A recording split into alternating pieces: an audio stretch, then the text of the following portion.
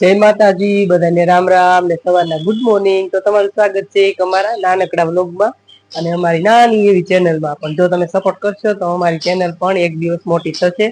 અને આપણે જો અત્યારે વાગી ગયા છે 11 વાગી ગયા છે અને ઘરનું બધું તમામ કામ થઈ ગયું છે. અને અમારા હિમાંશી બેન નાસ્તામાં કંઈક બનાવે છે. અને જો આપણે કાલ જે ફરફર બનાવી હતી, ઓલી સોરી ફરફર નહીં, આપણે જે ખીચીની સકડા એટલે આખી આવી સેવ બનાવી હતી, મસ્ત સુકાઈ ગઈ છે. પણ હજી એને તડકામાં તપવી પડશે ત્યારે મસ્ત થશે. જો આવી કઈક છે, મસ્ત પિંક કલર ની બની છે. કલર ઓછો હતો, ગુલાબી થોડોક નાખ્યો એટલે મસ્ત પિંક કલર આવી ગયો છે. જો સરસ મજાની આપણે તમે સેવ કયો કે પછી જલેબી ના ઘૂસડા કયો કે એવું કઈક બનાવી લીધું છે. જો અને આપણે આજે પાછા ચોખા ધોયા છે થોડાક. આ ચોખા એટલા માટે ધોયા છે કે આ ચોખાની હવે ઈડલી અને ખાટિયા ઢોકળા ને એનો લોટ બનાવવાનો છે. એટલે ઓલો જે આપણે ચોખા ધોયા હતા એ બધું વપરાઈ ગયું. એ આપણે ખીચીમાં બધો લોટ વપરાઈ ગયો. એટલે આ પાછા ચોખા થોડાક કિલો 2 કિલો જેવા ધોઈ નાખ્યા છે. અને જો આપણે અત્યારમાં પાછી બનાવી લીધી છે થોડીક ખીચી, અને એની પાછી બનાવવાની છે આજ ફરફર. આજ નકરી ફરફર જ બનાવવાની છે, કેમ કે ફરફર નથી બનાવી. અને અમારા હેમાંશી બેન જો નાસ્તામાં શું બનાવે છે આપણે જોઈ. હેમાંશી બેન શું બનાવો તમે? ભેળ બનાવે છે હેમાંશી બેન. જો ટમેટા સુધારે છે અને મમરા લઈ લીધા છે. અને બટેટા આપણે ભૂણા બટેટા સાંજે બનાવ્યા હતા, એના બટેટા વધ્યા હતા. એટલે હેમાંશી બેન ભેળ બનાવવા માંડ્યા છે. હેમાંશી બેન ફટાફટ બનાવજો, ભૂખ લાગી છે થોડીક. અને આપણે જો અત્યારે હવે નાસ્તો કરી અને પછી બનાવવાનું ચાલુ કરશું ફરફર. તો વ્લોગમાં કન્ટિન્યુ બન્યા રહેજો. અને આજે પણ થોડુંક વાદળા જેવું વાતાવરણ છે, પણ કીધું વાંધો નહીં, સુકાઈ જાય છે. એ તો પંખા નીચે રાખીએ એટલે સુકાઈ જાય. સવારે ઢગ જેવું હતું પણ અત્યારે તડકો નીકળ્યો છે એટલે કીધું હાલો થોડીક પછી બનાવી લઈ. આવો તડકો છે. અને જો અહીંયા બાજુમાં અમારા કાકાજીને એને મકાન બનાવવાનું ચાલુ કર્યું છે. જો અહીંયા આટલા બની ગયા છે અને હજી પતરા ને એવું નાખવાનું બાકી છે. પણ આપણે થોડોક પવન ઓછો આવશે, કેમ કે આડસ થઈ ગઈ ને થોડીક, એવું છે બધું. જો એમને મસ્ત બારી મૂકી છે આ સાઈડ. ને જો આપડા ઝાડવા હમણાં દેખાડ્યા નથી, તો ઝાડવા કેવા મસ્ત થઈ ગયા છે. હવે ચોમાસા જેવું વાતાવરણ છે એટલે થોડાક ઝાડવા હારા થઈ ગયા છે. અને અમારા હેમાંશી બેને જો હાથમાં શું લગાડ્યું, શું લગાડ્યું? તો શાક વળી ગઈ ને એમાં હેમાંશી બેન ને આવું ને આવું જોવા દે તો ફટી ગયું. મટી હોતે ને ગયું ઘડીકમાં. ધ્યાન રખાય હેમાંશી બેન. નિરાતે છે ને ચાકુ હાથમાં પકડવાની, કેમ કે ઓલી હોય ને પટ્ટી એટલે બેસી જાય. ડુંગળી નાખી છે હજી? લાય હું કાપી નાખવા. ડુંગળી જો આ સાઈડ છે, ડુંગળી હિંચકા ખાય છે એમાંથી. જો આપણે ડુંગળીનો કેવો જુગાડ કર્યો છે. પંખો આપણે નો જોતવાનો હતો, એ પંખાને આપણે બે ઓલા પાકડા નોખા કરી અને એકમાં મૂકી દીધી છે ડુંગળી, અને આમાં મેકતા હતા બટેકા. પણ અત્યારે બટેકા નથી નહીં એટલે નો જોતાનો સામાન બધો મૂકી દીધો. તો એવું છે બધું. અને જો આપણે ડુંગળી લઈ લઈ, ડુંગળી હિંચકા ખાય છે. જો તમે પણ આવી રીતે ડુંગળી રાખતા હોય તો કમેન્ટ કરજો. અને અત્યારનું વાતાવરણ બફારો ને એવું છે બધું. આલ્યો હેમાંશી બેન ડુંગળી. અને આપડા પોપટ શું કરે છે? જો બે પોપટ બે બેઠા છે.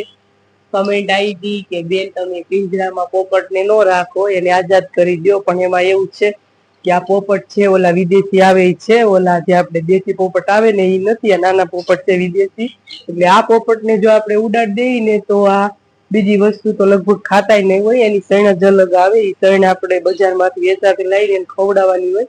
અને આ પોપટ અમારા છે નહીં, અમે તો રમાડવા ઘરે લઈ આવ્યા છીએ. કામ્યાબેન ને બહુ ગમે છે એટલે.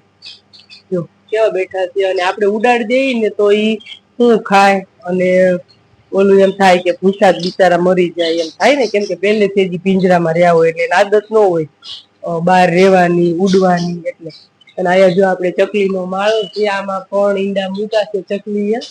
પેલા તો આ પોપટ લઈ આવ્યા ને તો પિંજરું બાજુમાં જ મૂક્યું હતું. તો ઘડીક તો બહુ દેકારો કર્યો કે આ શું છે, કેમ કે આપણે તે અજાણ્યા માણસ બાજુમાં આવી જાય તો એવું થાય ને, તો આ પક્ષી ને એવું હોય ને કે આ કોણ આવી ગયું એમ. તો ઘડીક એવું કર્યું, પણ પછી તો અત્યારે જો અહીંયા બાજુમાં જ છે ચકલીનો માળો અને આ સાઈડ પિંજરું છે, પણ હવે કાંઈ દેકારો નથી કરતા. આ પોપટ દેકારો કરતા હોય, પણ ચકી બેન તો જાય શાંતિથી બેઠા હોય.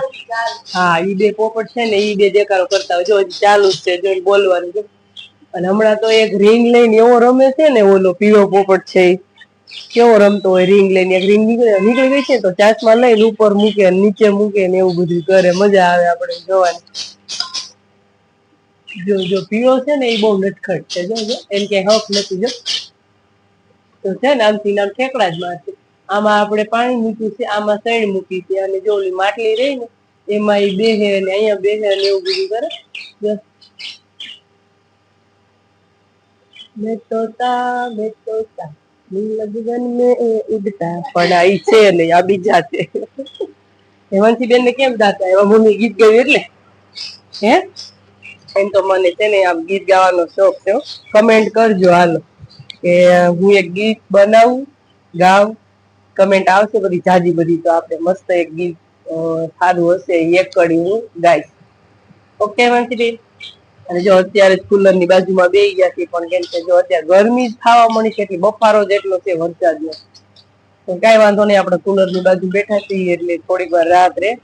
અને હવે આપણે ફટાફટ નાસ્તો કરી લઈએ, કેમ કે ખીચી હુકાય છે, નકર પછી ખીચી હુકાઈ જાય એવું થાય ને, બનાવવાની મજા ન આવે. તો આપણે જો પાછો બીજો હંસો લઈ આવ્યા છીએ. આ મારા બીજા આપણે મોટા સાસુ છે એનો હંસો લઈ આવ્યા છીએ, મારા કમળા દાદી ને એનો. એટલે હાલો આપણે જો આ બધી હુકાઈ ગઈ છે એને આપણે ભરી આમાં તડકે મૂકી દઈએ, કેમ કે આમાં પાછી બીજી અત્યારે આપણે પાડવાની છે. તો જો બધી આપણે આ સેવના જે ટકોડા છે એ બધા લઈ લઈ, સેવના ઘૂસડા.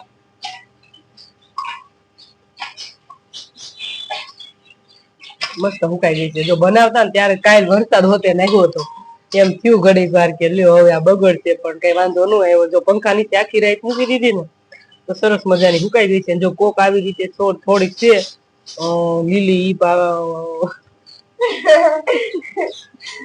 ઈ છે ને આપણે ઘડીક વાર એને તડકે મૂકશું એટલે તપી જશે. તો એવું છે બધું. અત્યારે કામ થોડુંક છે જાજુ, હજી પાછી બનાવવાની છે. એક કાસળ તો ભરાઈ ગઈ છે.